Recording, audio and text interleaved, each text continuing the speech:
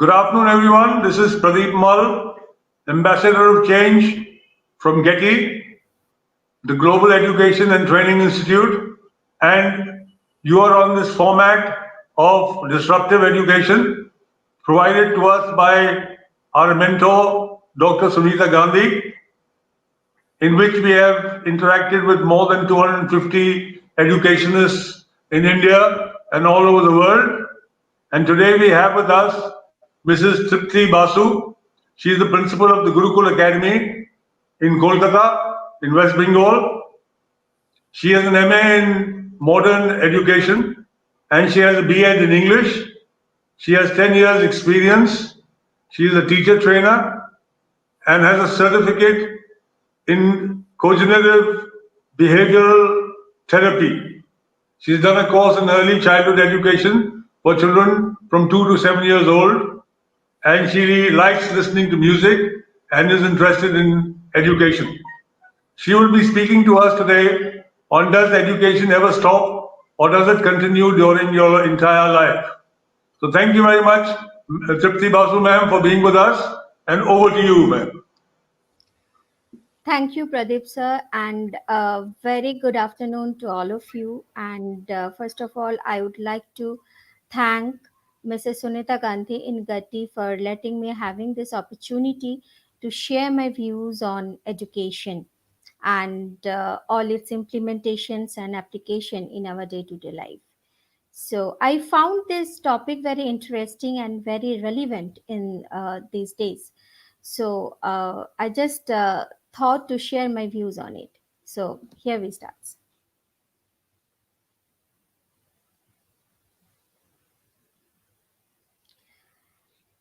Now, does education ever stop or it continues during entire life? So it sounds very interesting to me. Now, I would like to start with one sloka. विद्यातञ्च निपृत्तञ्च नैव तुल्यं कदाचन स्वदेशे पूज्यते राजा विद्यान् सर्वत्र पूज्यते. What is education? If we want to see, if we want to know what is education, it is a vast thing to understand. In this session, we will may find the answer in different perspective. So I'll tell you what are those perspectives. Now, first let us understand what is education. What is the definition of education? Etymologically, if we see, education has been derived from the Latin word educatum, which means to bring out, to lead out. That means education can be defined as the process of drawing out the best from human being and nourishing the best through the physical and socio-cultural environment. Actually, it is a cumulative and systematic application of knowledge gathered in terms of receiving and distributing those knowledge. It is the enlightenment of the inner power of knowledge. And if we consider education in a broader concept, we will find that education is a continuous, lifelong process. It is not a merely acquisition of knowledge. Now, if we come to the direct topic that does education ever stop or it continues throughout our entire life? If we find education, if we find the definition of education, we have seen that education is bringing out the best from human being. Now, what is true sense of education on its term? And this is not so far to seek. Education has been interpreted in two senses or in two concepts: narrow concept and broad concept. As we can see that if we see education as narrow concept, we will find education is formal, education is traditional, education is limited. Once again, if we see education in a narrow sense, we will find that education is formal, education is traditional, and education is limited. We can say that in narrow sense, it is equivalent to schooling. It is the process of, accretion or storing of informations. What we see, what we learn, what we experience, just like this. It is designed to pour a specific instruction upon specific group of children with specific purpose. It aims that after completion of certain period of learning, students will acquire some amount of knowledge and will be awarded degree or diploma. That means it starts in kindergarten or in preschool and its end in university. We will have a degree, we will have a certificate, and most precisely, we will have a good secure job, and our education ends there. Okay, but does it happen all the time? Does it happen in every cases? No. If we see education in a narrower way, education stops there. After having a good secure job, we will see that we have stopped receiving education. But all the time it is not like that. So in narrower concept, we find education just as a bipolar concept, a bipolar method, where there will be a teacher, where there will be a learner. One will deliver the knowledge and one will receive the knowledge. So education is limited within bipolar method or bipolar concept. But if we see education as a broader concept, we will find that education is informal, education is unconventional, and education is continuous. Why the broader concept of education is so much needed in our day-to-day life?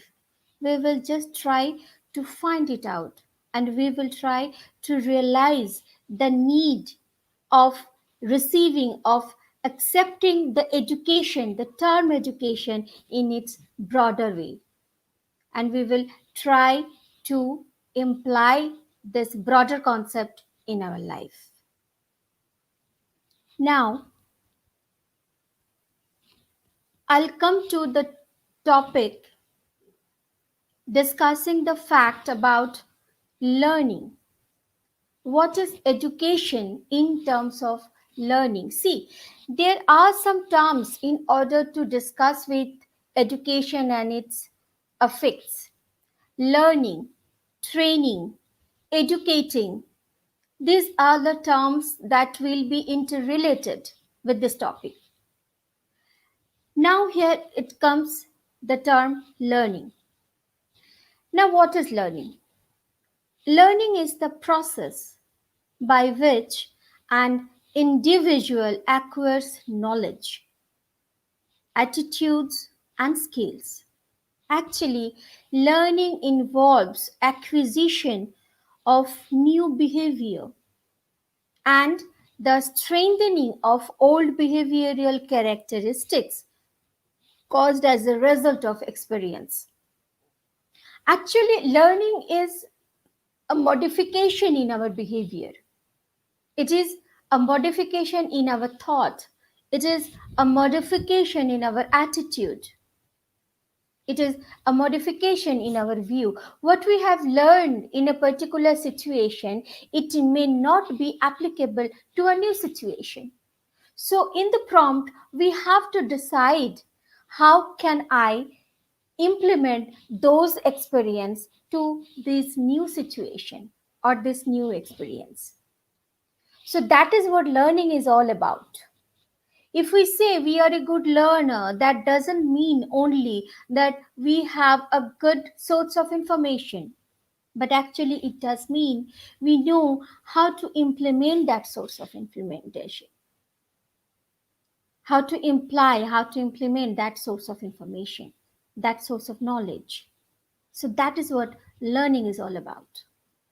And when we say about education and its effect in our life, we must know what is learning, what is knowledge. A lot of our learning occurs randomly that we may not realize that yes, we have learned this in our throughout in it happens. Learning occurs randomly throughout our life, from new experience, from gaining information, and from our perceptions. For example, reading a newspaper. When a learner, I will prefer to use this word, a learner. I'll tell you why after some times. One, while a learner for the first time will open a newspaper and will start reading out newspaper, so does that only mean that he is reading some new words and trying to translate those words uh, into his local language, into his mother language? No, not. It is a learning of gathering new knowledge, new informations in terms of application of this information. Every time whenever we will say about the effect of education, every time when we will say about the effect of learning, we will refer the fact that how do we apply these things. It is very, very, very important. Watching a news broadcast, only gathering the knowledge is learning here?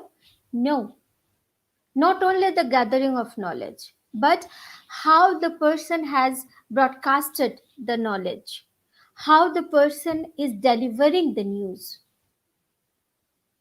and how can I share this news to a new situation. That is learning, that is education. Even if we talk with our friends, even if we talk with our colleagues, we will find that learning took place. How will we find that learning took place? There also we will find some new information.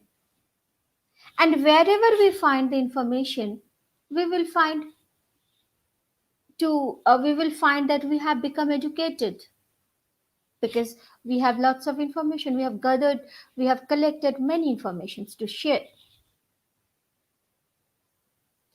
Learning, there are we if we need to analyze the term learning, we will find that learning may occur in many ways.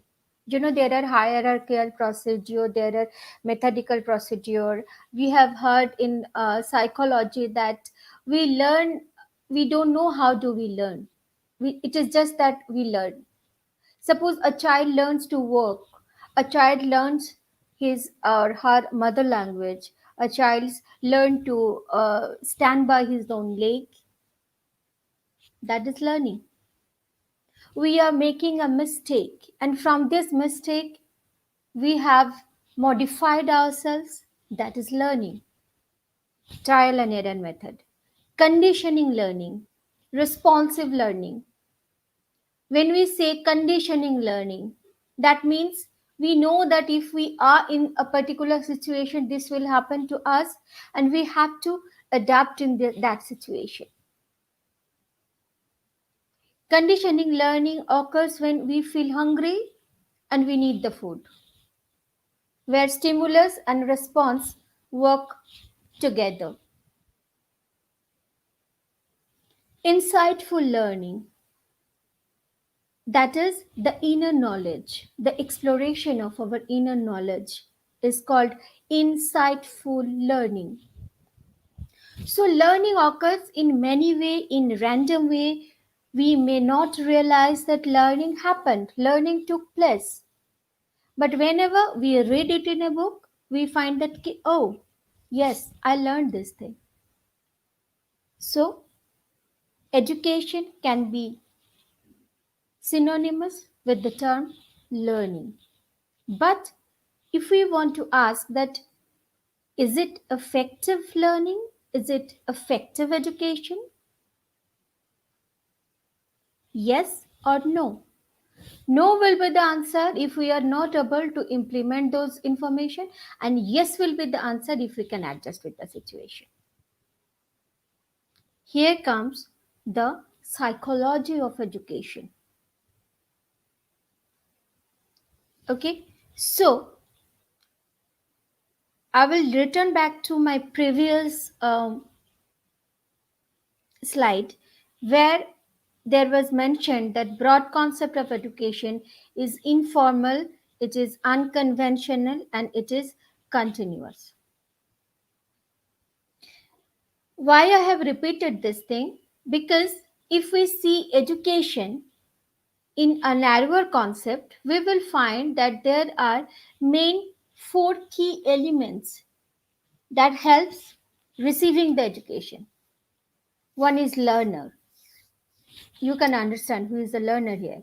A teacher, a educator, a professor who is delivering his knowledge. He or she is the learner. And so, who is receiving the knowledge, who is receiving the knowledge, who is acquiring the information, who is acquiring the training, he or she is a learner. A learner may be a child, a learner may be a student, a learner may be a college goer. A teacher who is delivering his knowledge, giving the lecture. So he may be a teacher, he may be a trainer, he may be a coach, he or she may be a lecturer or a professor. Now, third element is content. Now, what is content? Content here is referred to the curriculum. Now, if I don't know what to be taught, I won't be able to say anything. I won't be deliver my knowledge. What is the purpose of my teaching? I will know only if I know what I need to teach, what I need to make them understand, what I need to make them learn. So curriculum is required in the educational method where I will know that what I am teaching, to whom I am teaching, what when I am teaching and where I am teaching. Because if I am a physics teacher or if I am a music teacher, if I don't know whether my learner has interest in physics or in music, I may not be able to teach in effective way. So at first, I need to understand the capability of my learner, and then slowly I have to make the curriculum.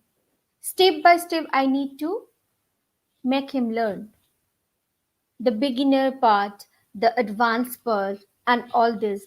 We all know that we have already gone through this in the college, in our university. So these are the content. If we see education in a narrower sense, we will find that content is very important. And now environment. Though nowadays education can be uh, conducted, education can be delivered in any place. But thing is that in order to make education effective, we must have proper environment. It may be school, it may be college, or it may be any coaching center or any institutions, any university. So environment. So these are the four key elements of education if we find education in a narrower sense. So education is limited within the college, education is limited within its curriculum, education is limited within the school, university and the coaching centers. We move out of the school, we move out of the university, our education ends. We think that our education ends. And again, if we find education in a narrower concept, we will have only two objective of education.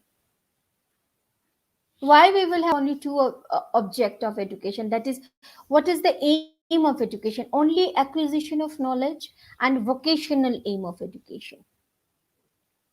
Acquisition is knowledge, as I already told before, that it is that pouring of new knowledge to an empty sack.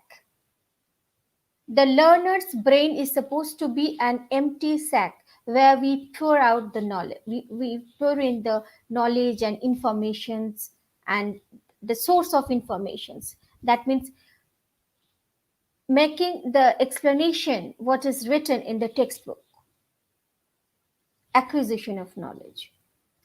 And the vocational aim, it may be denoted as vocational training in a particular field, with the help of which we can be able to have our own business, or we can have a good quality job which will secure our life. So in narrow sense, education has only two aims: acquisition of knowledge. Just you need to have some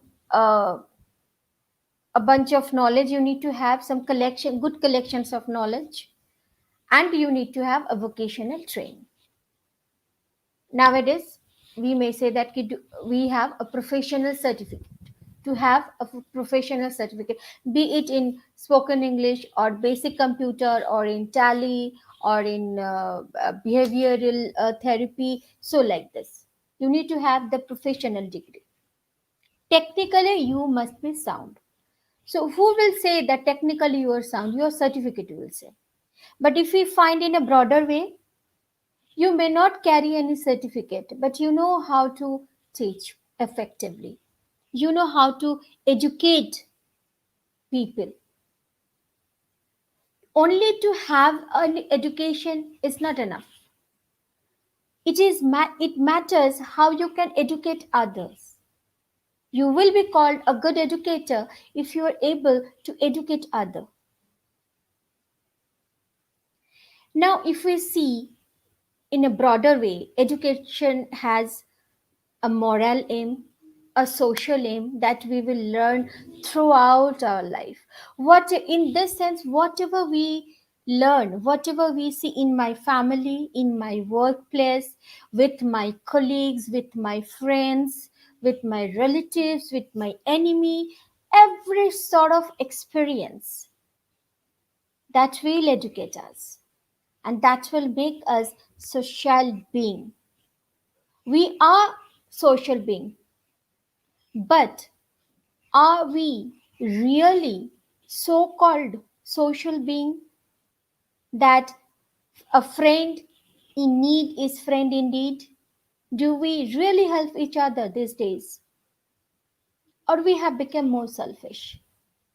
So we have not received the education properly. We have received a narrow concept of education. We have gained degree, we have gained certificate. But have we made ourselves a good educator? Have we really learned to live a good life? If yes, then we can say that education never stops. Because every time I am getting any new experience, I am developing myself, I am modifying my behavior. My learning is changing. So, my thinking, my views, it will also change. So, education really never stops. It is always there. It was there, it is there, and it will be there. It is just the matter of our realization that whether really education stops or not. It is actually in our control. The last two important aim of education is adjustment and complete living. You can understand adjustment. Does adjustment only denotes to the adjustment with my family, with my relatives, with my school friends? No. This adjustment denote in a broader way of education, in a larger society, in a larger environment. The whole world is for me. So wherever I will go, I'll make friend and I will need to adjust them. I will need to adjust with their culture. I must respect their culture, their harmony, their thought of life, their way of life. That means I am educated in a perfect way because I have learned to accept. I have learned to adjust. And now complete living. How does education is related to adjustment and complete living? Because to be happy with yourself, it's also a new learning. If you are educated enough, then you must know how to be satisfied with a little bit of things. Complete living denotes some basic facts like securities, upbringing of your child, having amenities, social activities, and of course, the spiritual aim of our life. The spiritual aim in the sense that we are born to die one day. Why we are born? We are born to die one day. So that this is the best education one can have. So why there is so much of hooliganism? Why there is so much of envious all the time? And education, when we say that we are completely educated, that means we know everything. We know how to struggle. We know how to coexist with the struggle. We know how to deal with the sorrow. And we know how to accept the happiness, how to find the happiness. So, that is what education is all about. Now, I'll just analyze one more things when we say that education really stops or it continues. Now we must know what we are learning. We have learned what we have learning, but the method of education, the method of learning may varies, in a different places. Like if we are learning how to live life happily, that means we have idealistic way of learning ourselves. Idealism, that knowledge and values are universal and eternal. Here comes nothing exists what we cannot think, what we cannot perceive. Only our perception exists. Idealism, the term idealism, it may be just you omit L from the word idealism and you will have the idea.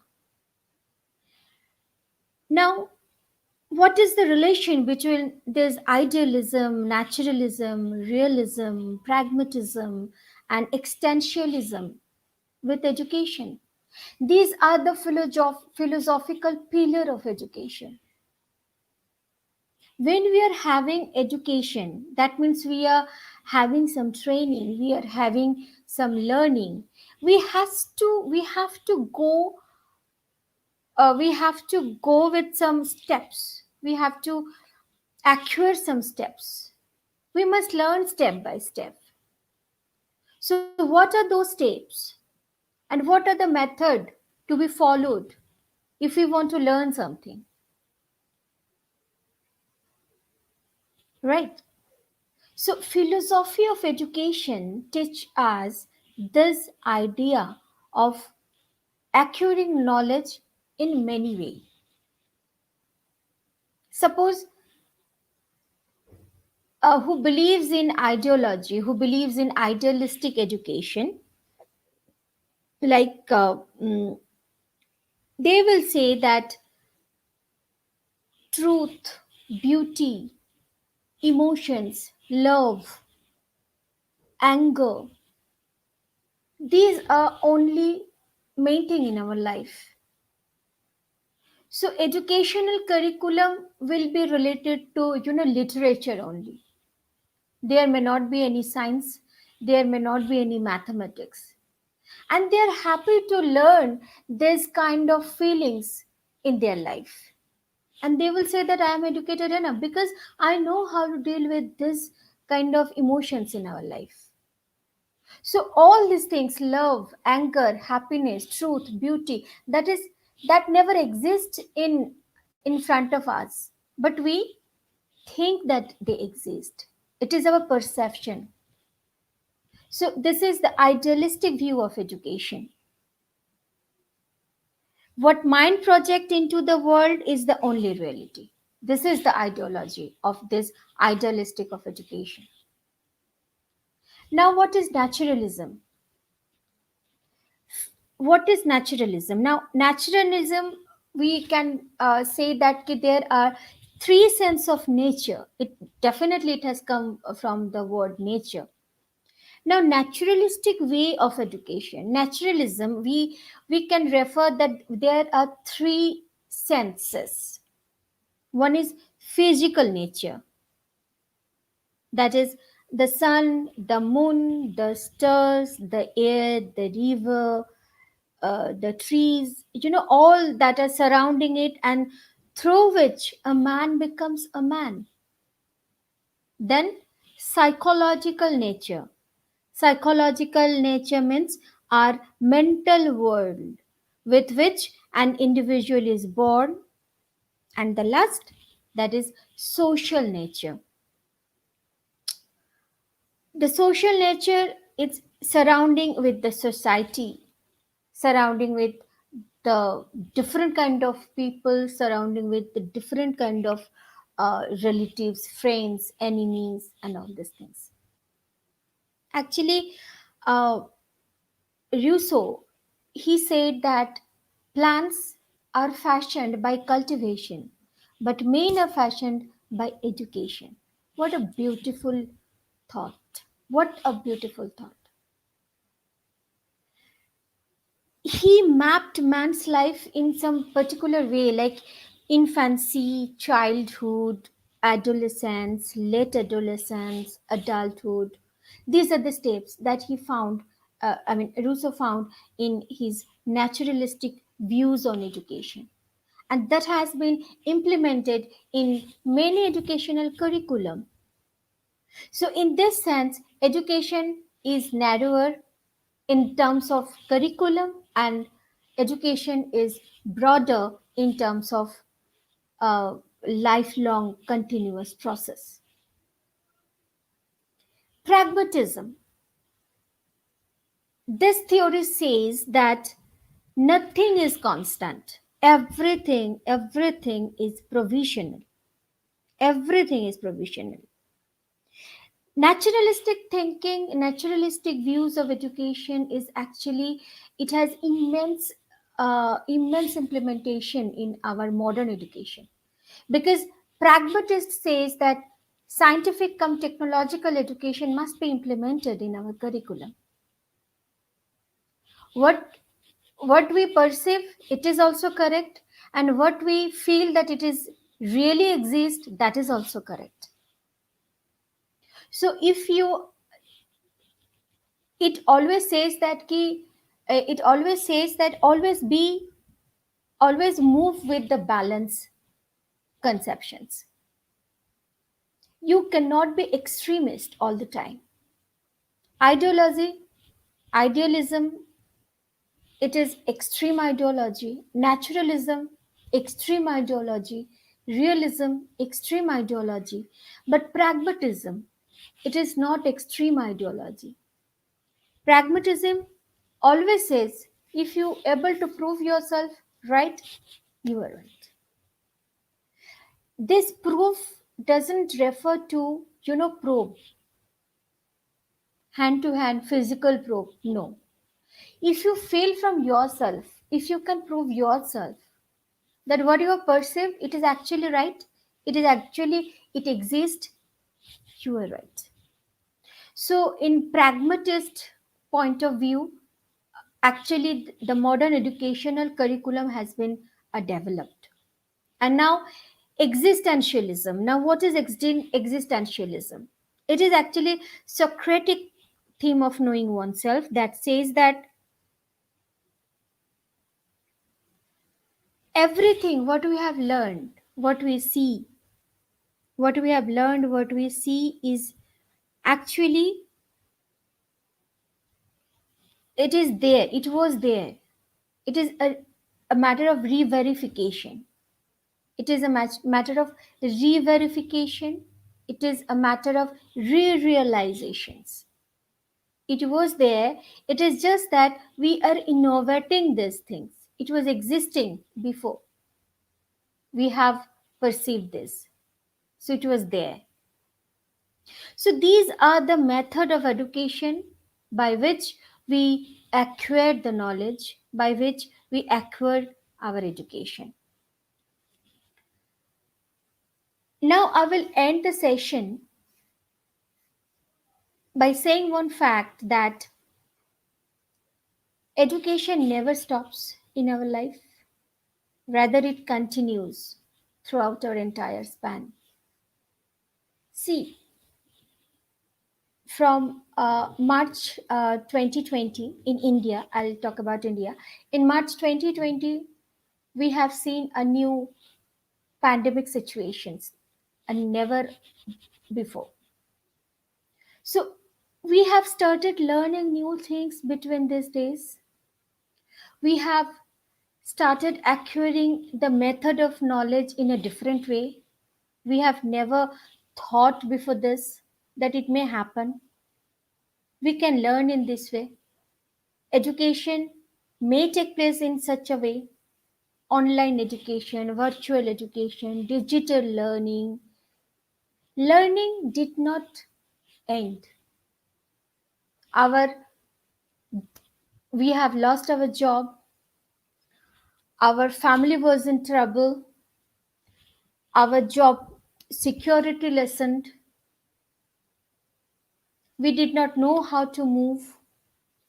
There were lots of businessmen who had to shut down their business.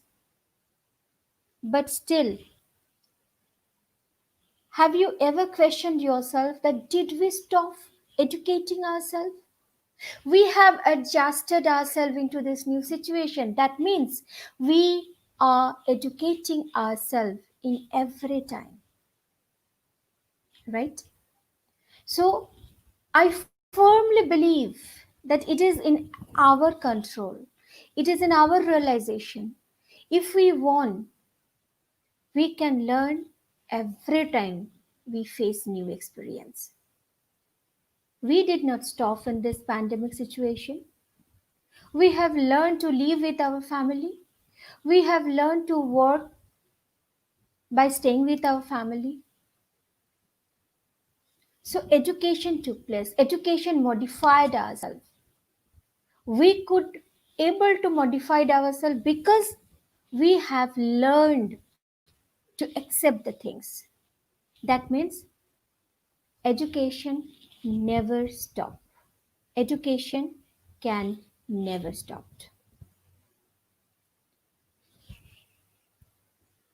So I believe that all of us will, from now, all of us will never say that education stops. It doesn't stop anywhere. We always educate we ourselves.